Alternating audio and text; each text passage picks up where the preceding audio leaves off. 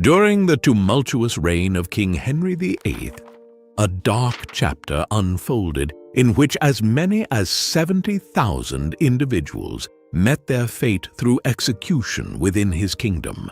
Among them were even 2 of his own wives, while those of noble birth were sometimes granted the privilege of a more discreet execution.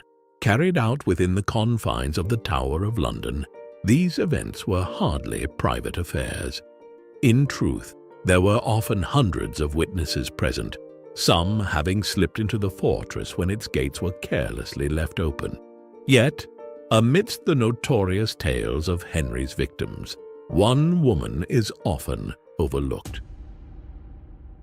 Margaret Pole, the Countess of Salisbury, possessed royal lineage and was seen by many as having a legitimate claim to the English throne.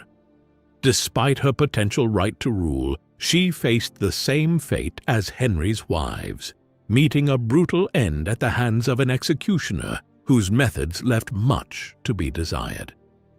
In the shadow of history, her story serves as a reminder of the brutality and political intrigue that defined the Tudor era. Centuries later, the remains of Margaret Pole were indeed unearthed within the chapel of the Tower of London, prompting curiosity and reflection on her turbulent life and lineage.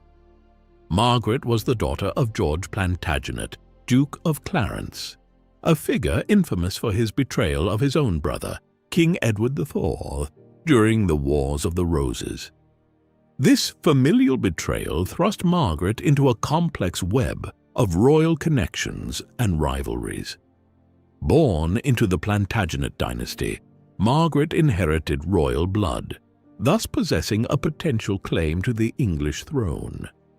Her status as one of the few women of her time to hold a peerage in her own right, independent of her husband's title, underscored her significance. As a member of the House of York, she represented the last vestiges of the Plantagenet dynasty, traditional adversaries of the emerging Tudor reign. Following the Battle of Bosworth Field, where the Tudor Henry VII emerged victorious over Richard III, Margaret found herself in a precarious position. Despite her familial ties to the deposed Richard III, Margaret was taken under the care of the new monarch, Henry VII, and his queen, Elizabeth of York, her cousin. Marriage to Sir Richard Pole, a relative of Henry VII, further cemented her connection to the Tudor regime. Intriguingly, Margaret's circle also included Catherine of Aragon, who was wed to the Tudor heir, Arthur Tudor. This intertwining of relationships underscored the intricate politics of the time, where alliances and loyalties could shift with the winds of fortune. Margaret Pole's exhumation centuries later serves as a poignant reminder of the enduring fascination with England's dynastic history and the complex interplay of power, loyalty, and fate that shaped the Tudor era. After the passing of her husband Richard Pole in 1505, Margaret found herself in a challenging situation, left to raise 5 children on her own. Struggling to navigate her newfound circumstances, she sought refuge within Sion Abbey alongside the nuns. However, Margaret's fortunes took a turn during the reign of Henry VIII. When Henry married Catherine of Aragon, Margaret was appointed as one of the Queen's ladies-in-waiting. This association with the royal court granted her a degree of restoration, including some of her brother's lands, and she was henceforth recognized as the Countess of Salisbury. As a landowner, Margaret demonstrated notable acumen and earned a reputation for her commendable stewardship. She fostered a culture of learning and saw to the success of her sons. Yet, despite her favorable standing, Margaret found herself entangled in disputes with Henry VIII over land matters. Remarkably, she often emerged from these conflicts with her interests intact. Notably, Margaret played a significant role in the upbringing of Henry's eldest daughter, Mary, forging a close bond with her. However, One of Margaret's greatest challenges arose from within her own family. Her son, Reginald Pole, later ordained as a cardinal by Rome, emerged as a staunch opponent of Henry VIII's religious reforms.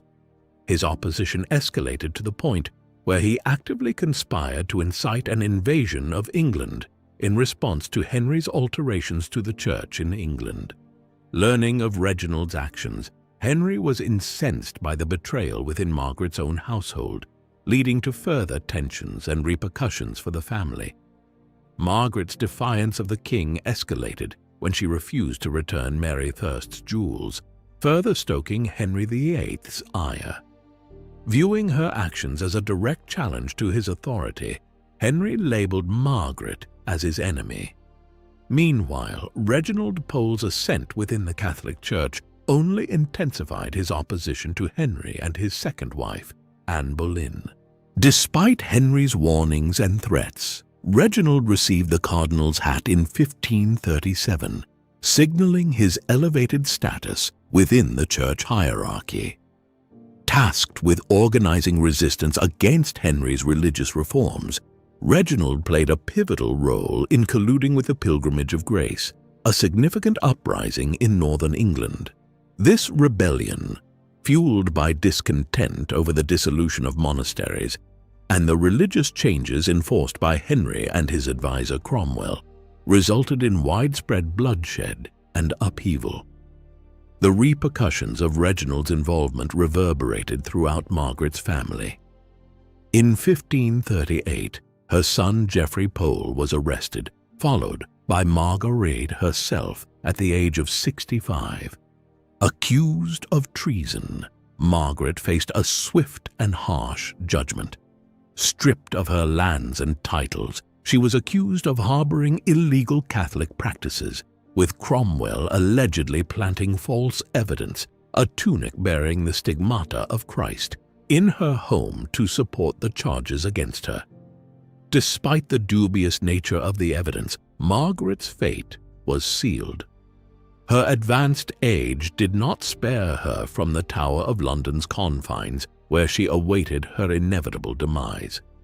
In a tragic twist of fate, Margaret Pole, once a respected and influential figure, found herself condemned to death as a result of her unwavering loyalty to her faith and her family.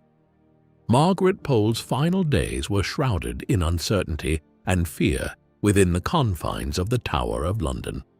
Denied a set execution date, she faced each day with the looming spectre of Henry death, never knowing when her time would come. For 2.5 agonizing years, she endured the solitude of her cell, etching poignant verses into the walls that bore witness to her steadfast faith and innocence. On the fateful morning of May 27, 1541, Margaret received the grim news that her execution was imminent. Despite protesting her innocence, she was swiftly led to her final ordeal. Unlike previous executions within the tower, no scaffold awaited her. Instead, a makeshift wooden block lay upon the ground, a crude stage for the tragic finale of her life. As she knelt before her executioner, a young and inexperienced figure thrust into this grim duty. Accounts differ on the manner in which Margaret met her end. Some describe a brutal and haphazard execution, marked by the clumsy swings of the axeman's blade. In her final moments, Margaret Pole, once a dignified and noble figure, suffered a gruesome fate at the hands of an unskilled executioner, her body left mutilated in a pitiful display of violence. The details surrounding Margaret Pole's execution vary in different accounts. One version suggests that it took approximately 10 swings of the axe to separate her head from her body, while another recounts a more chaotic scene where Margaret attempted to flee after the first blow, requiring 11 swings in total to complete the execution. After her death, Margaret's remains were gathered and taken to the nearby chapel of St. Peter ad Vincula within the tower's walls. However, during Queen Victoria's reign, Concerns were raised about the condition of the chapel, particularly its floor, which was deemed inadequate for housing the remains of queens. Specialists and archaeologists were called upon to assess the chapel and its contents. During their examination, the remains of many individuals who met their end within the Tower of London during the Tudor period and beyond, including those executed on Tower Hill, were uncovered. Among them was the body of Queen Anne Boleyn, identified by the royal physician and doctor. A committee was formed to study the remains in an attempt to identify them and shed light on their stories. The committee tasked with identifying the remains of those who perished within the Tower of London had a specific focus on Margaret Pole, an elderly woman from the 16th century who met her end through decapitation by an axe. Among the bones discovered beneath the chapel floor, the committee initially encountered the remains of a woman approximately 40 years old. After careful examination, they concluded that these belonged to Jane Boleyn, also known as Lady Rochford, sister-in-law to Anne Boleyn and wife of George Boleyn, who had likewise been executed within the tower by axe. Adjacent to Lady Rochford's remains, the committee uncovered the complete skeletal remains of a woman described as significantly elderly and of above average height. Upon analysis, it became evident that this woman had also suffered execution by decapitation with a sharp instrument. Given her age and stature, the committee determined that these remains likely belonged to Margaret Pole, the Countess of Salisbury, who was 67 years old at the time of her execution. Records indicate that Margaret was indeed considered elderly for her era and was known to be relatively tall. Her remains were respectfully gathered and placed in an individual leaden box or small coffin for proper handling and preservation. In addition, a small engraving was placed on the coffin, detailing the identity of the remains within. This coffin was later relocated to the Queen's house opposite the chapel for several months, while renovation work was carried out. Upon completion of the renovations, the remains of Margaret Pole were reverently reinterred inside the chapel near the high altar. She was laid to rest in front of the altar in the plot closest to the wall adjacent to Jane Boleyn. Let us not forget that Margaret Pole endured one of the most brutal and barbaric forms of execution, becoming a victim of England's most notorious king. Despite her royal lineage as the daughter of Edward IV's brother, she found herself condemned by a ruler whose legitimacy some questioned. Thank you for watching and your support. If you enjoyed this content, please consider subscribing. Thank you.